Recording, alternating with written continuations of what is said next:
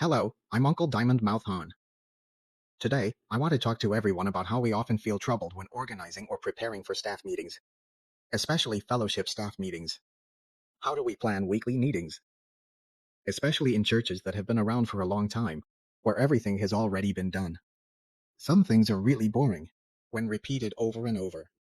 Are there any new ideas? Well, AI can help you with that. I've tried using a group, which is an AI that can be used in Hong Kong without a VPN. I told it that I'm a staff member of a Christian church fellowship, and most of the adults are working with a mix of singles, couples, and children of different ages. We have a monthly meeting, each lasting about 1 to 1.5 to 2 hours, where someone leads the group in singing hymns. The content is pretty much the same each time. Whenever we have a staff meeting, everyone is quite troubled because different members have different needs for the group. We've been attending church for many years and have tried many types of gatherings, but we still don't know what other kinds of meetings we can organize. We hope that in this meeting, we can come up with ideas for 6 gatherings, and also hope that during our meeting time, we can return to the Bible to discuss the meaning of fellowship and gathering. Could you provide some content for the gatherings to give me some ideas? Wow. So then, initially here, these are some simple, general ideas. They took your idea and then provided some information. Then, the first gathering already has a theme, a Bible reference, and also a purpose. There's a detailed schedule, with time allocations, like how the opening is done, how the icebreaking is conducted, and so on. What happens next? For 30 minutes, stable members will come out to share some testimonies, and also, provide some guiding questions. Then, there will be a 20-minute group discussion. They will teach and talk about how to divide into groups and what to share. After that, they will respond to what was just shared, and then pray. Additionally, they will highlight some so-called key points, discussing what was special about this gathering. This is how the session is structured. It's enough to play. Just keep playing, and play it again. I've saved a lot of time and I'm not making any money at all. It's the second time. So, it's the second topic again, but you find that it already has a short talk, and there is a short talk. There's a short talk, and then? Because of this short talk, there will be some group discussions. Last time it was about testimonies, and this time it's about discussing how to practice certain things, followed by some service actions. There are encouragement cards and various things. And it's not just idle talk, but about making commitments to action, and how to do it. These need to be completed before the next meeting, followed by prayer and other highlights. That's how it is, and then it goes on. Listening to God's voice, this time there is a meditation session in this fellowship. Through the content and various things, it then talks about family faith, and then a few people are invited to come out and share on some topics. Then, sharing continues, and staff members can share scriptures, and so on, with prayers. Then there's a fun day, which is somewhat like a game week, with games provided. How to play them? It's not mentioned, but that's roughly the format. The 6th time is a short talk. How do we engage with the community in various ways? There's a food bank, and also division of labor and cooperation. So, in these few weeks, it's not just about sitting around, it also includes practical activities. Then, they organize the content, and some suggestions from these sessions. Actually, it's already quite sufficient, but I still feel it's not enough. So, what should I do? Then I kept asking if they could help. Continue focusing on a certain topic, like having some in-depth discussions on each topic. More in-depth discussions about the short advertisement content from the second meeting, asking them to also provide details for the 5th meeting, which includes fellowship games. Could there be more detailed content and topics, because there are Bible quizzes with answers and so on. So for the 6th meeting, there's another short talk, and then there's a mission work form. Could you provide more suggestions with detailed plans for each item? Because they just gave a few examples, like becoming a bank in various things. I asked them to provide more detailed information, so when the time comes, the staff or I can provide it to others, avoiding any confusion.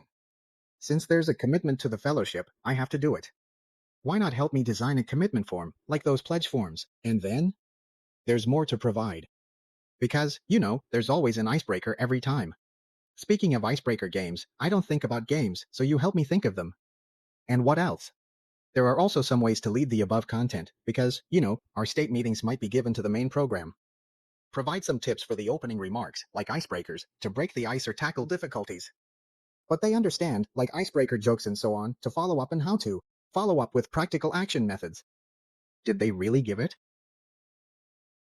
How did they integrate the theme we just talked about? As a staff member, you should know, right? Or if you're the person in charge, you should know the purpose of this fellowship, right? So, you can have this introduction, some words to share with everyone, to know what the goal is this time. The second time, they really gave all the advertising value, link REIT will bring peace, etc., etc. Then they explained the scripture, and it was indeed an accurate interpretation. Following that, there was a short talk that was lively and engaging. If you have listened to me before, know even better. If I find it boring, I can ask it to use a different approach for this segment. To express it in a more cheerful way, right? So, it's been switched, right? Then, look, the game. Look, I've already mentioned there's a game. There are 10 questions. How do you distribute them on the whiteboard? Look, actually, you can see on the screen that all the questions and answers are there. So you can say you can start playing immediately. You can start playing immediately. Then, the second mission, the action puzzle, you can also start playing immediately. And so on. Then there are some, like some covenant ideas or gathering actions. Some details, like it helps you distribute. For example, with the food bank, it includes the action content helping you think about the basics for the next 2 months. When will you go? Designated locations, stable contact persons for division of labor, and various other things. Wow, it basically helps you think through the entire corridor, and even the details within the corridor are explained. Then there's the covenant. And here you can have a commitment form with a handprint, or simply an A4 sheet to prepare for them. And so on. Then it's about how to make the covenant and all sorts of things. This is the covenant form I mentioned earlier, right? So, it's already done. It's already been done, so it's like breaking the ice. Breaking the ice. There are already some small, interesting things, and also non-goals, which can be enhanced through mutual affirmation within the group. It's not just about randomly finding some games. There are some cooperative, team-building games. Lastly, this tip is for some of the leading sisters around the beginning on how to, like, some opening remarks, some little tips, and so on. Additionally, there are some follow-up actions, like previously mentioned content on how to follow up or conduct things, such as teaching you how to start a WhatsApp group. This is specifically about the mission action, focusing solely on discussing matters related to the mission action, and so on. It's actually very detailed, and there's even a summary. Now, if you feel that certain specific areas are insufficient, if you find it insufficient, you can ask them to provide more in certain parts. Like you mentioned earlier, ask them to give more, and more, and more. Basically, if you participate, that is, before the fellowship meeting, you do a little preparation and send it in the group. Then everyone takes a look. And if everyone feels the draft is okay, then this draft can be put into practice. Basically, in 15 minutes, you can prepare the content for the upcoming 6 fellowship sessions. And once it's all typed up, you can send it to any member at any time, and they can lead immediately. So, does this mean you have more time? I'm not saying you should have more time to play, but does it mean you have more time to share and fellowship in the group? Like having more prayer during meetings, or more time to rest and spend with family? Instead of many churches having fellowship staff meetings that last over 2 or 3 hours without reaching a conclusion, and ending up discussing some very boring and outdated things, and then you still have to go back and continue preparing, like leading a Bible study. Prepare a short sermon, and then prepare for it. Think about how much time that takes. But now, I can do it in 15 minutes. As long as we know how to communicate with AI from the start, then actually, whatever main points or specific needs you have, just input them all, including age groups and everything. It will already give you very good, not just ordinary, but very good suggestions. So, I hope everyone should really try it out appropriately and accurately. It will definitely be beneficial, and you'll actually have more time to rest and practice. If there's anything else you want to know, you can leave a comment for me. Also, let's see what everyone is doing in different fellowships, like preparing for fellowship with AI. You can share the link in the comment section, so we can all learn from each other and exchange ideas.